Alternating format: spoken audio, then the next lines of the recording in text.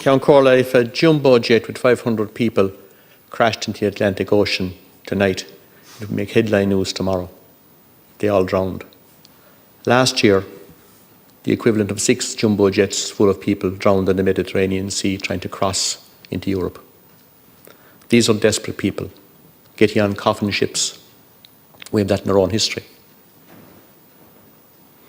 186,000 people tried to cross the Mediterranean last year. Desperate people, fleeing from war, from conflict, from climate change, famine, corruption, you name it. We can only dream in our worst nightmares what they're coming from. I spent 4 years working in this area.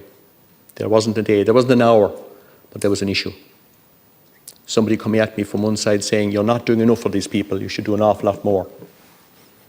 More people coming and saying, they shouldn't be here at all, you're taking too many in. But these people arrive. They arrive here, and you can see how desperate they are when so many risk their lives every year. That was just last year. The same happened in other years. So they arrive here. And what are we to do? We're obliged under international law to offer them accommodation and shelter and process their application if they look for asylum. That's what we're obliged to do.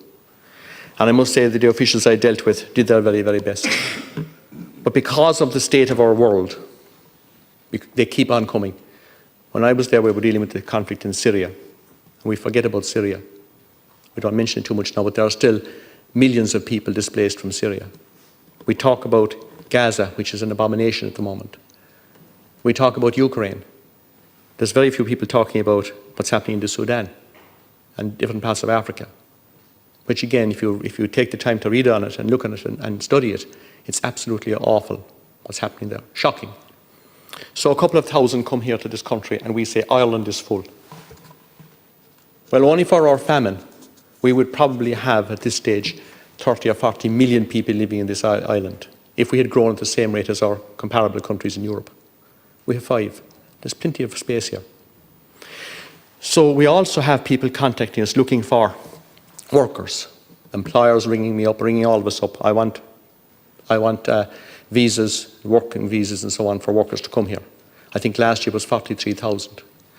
One of the issues that was frustrating for me at the time was the fact that Europe didn't have a single policy or a single voice. Now this pact is giving it that.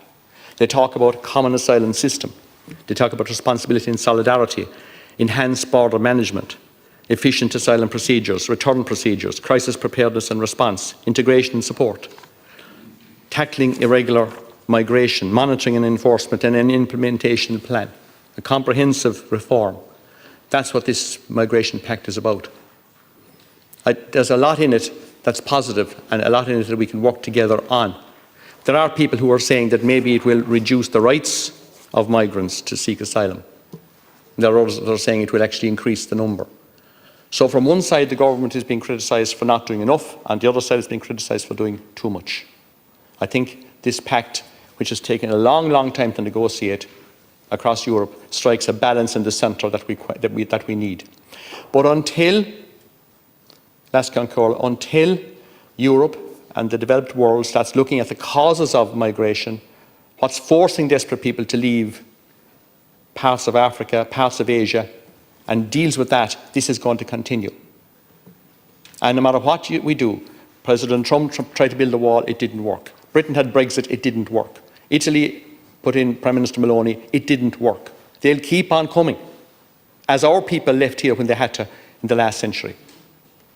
And they ended up in Canada and other places and in the States where they were not treated very well at the time and where an awful lot of them died. So we have this in our DNA too. So I think this pact is a way forward. If Europe works together, if we work inside, we cannot do it on our own. No country can deal with this issue on its own. We need to work together on it. We need to get a clear thinking on it. We need to keep our humanitarian approach open as well, because as I say, we're dealing with desperate people. But can I say, one of the ironies is that sometimes people say, look, we can't bring people here because we can't treat them well. Well, very often the people that come here, they come from areas and places that we can only think about in our worst nightmares. And even then, it can't happen. We wouldn't actually imagine how bad things are, how awful things are. If somebody has seen all his family butchered and killed, escape with his or her own life with just the clothes on them. This is complex. I could probably talk about it, and a lot of us here could go on about it. But I think this is a way forward. I'm supporting it, and I want to support the Minister on her work on this as well. Thank you.